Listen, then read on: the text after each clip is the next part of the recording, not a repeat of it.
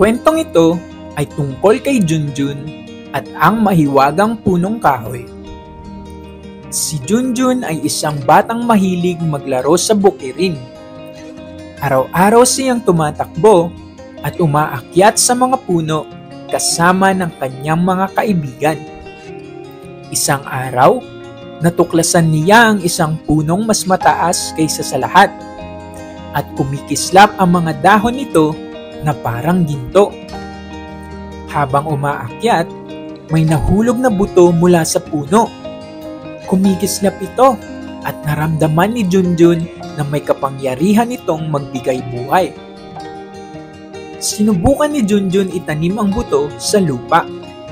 Kinabukasan, tumubo agad ito at naging isang puno na nagbibigay ng prutas at lilim para sa lahat.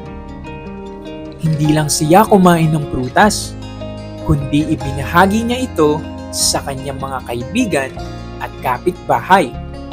Lahat ay natuwa at busog. Mula noon, si Junjun ay tinawag na batang tagapangalaga ng puno. Mga bata, tandaan, ang tunay na kayamanan ay nasa pagbabahagi ng biyaya sa iba. Kung nagustuhan mo ang aking kwento, like, subscribe, and share this to your friends. Maraming salamat!